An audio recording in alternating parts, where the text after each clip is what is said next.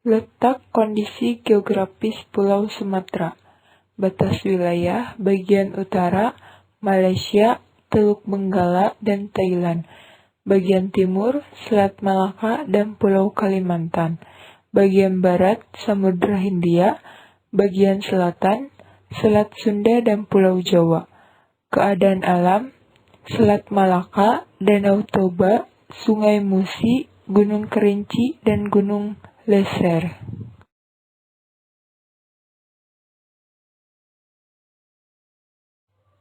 Letak kondisi geografis Pulau Jawa. Batas wilayah bagian utara Pulau Kalimantan dan Laut Jawa. Bagian timur Selat Bali dan Pulau Bali. Bagian barat Selat Sunda. Bagian selatan Samudra Hindia dan Jawa. Keadaan alam Sungai Bengawan Solo, Danau Ranu, Kumbolo, dan Gunung Semeru.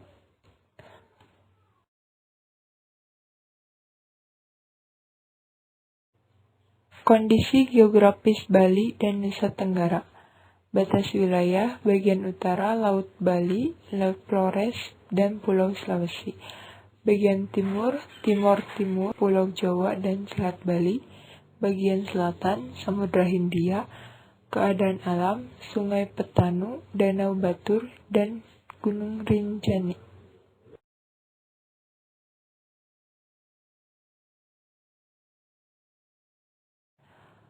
Kondisi geografis Pulau Kalimantan.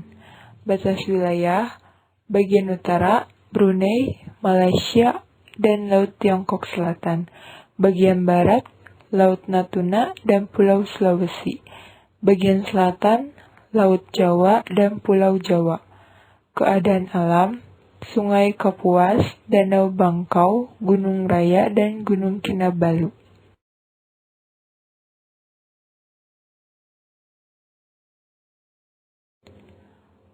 Kondisi geografis Pulau Sulawesi. Batas wilayah bagian utara Laut Sulawesi dan Filipina. Bagian barat Selat Makassar dan Pulau Kalimantan. Bagian timur Laut Maluku dan Kepulauan Maluku. Bagian selatan Laut Flores dan NTT. Keadaan alam Sungai Poso, Danau Tempe, Gunung Kelabat, dan Gunung Lokon.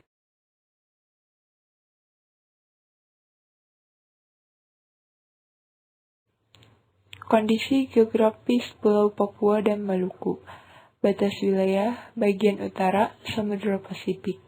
Bagian timur negara Papua Nugini. Bagian barat Kepulauan Maluku. Bagian selatan Laut Arafura dan Australia.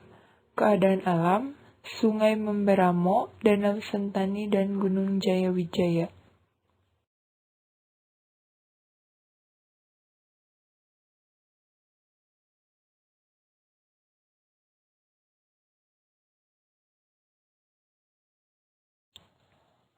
Alat gerak burung yaitu sayap.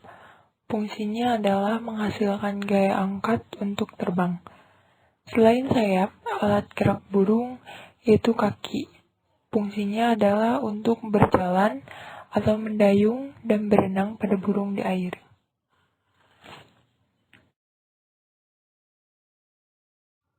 Selanjutnya, alat gerak kelinci yaitu kaki. Fungsi kaki belakang ukurannya lebih panjang dari kaki depan.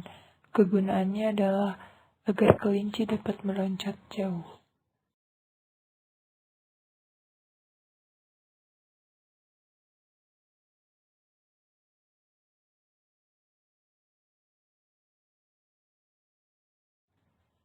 Bentuk-bentuk gambar cerita antara lain komik, cover, majalah, dan cerita. Berikut merupakan contoh gambar dari komik. Komik berasal dari kata komik, yang memiliki arti lucu atau jenaka. Komik merupakan karya seni yang menggunakan rangkaian gambar tidak bergerak yang penyusunannya membentuk sebuah jalinan cerita.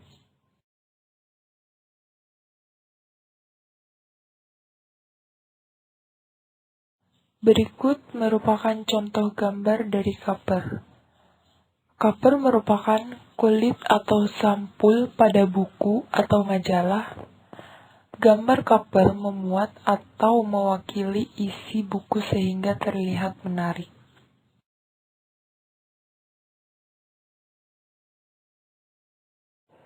Berikut merupakan contoh gambar dari majalah.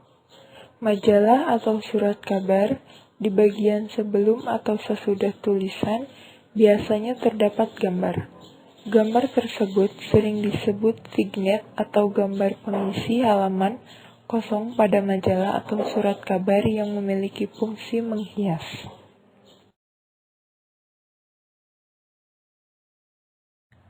Berikut merupakan contoh gambar cerita.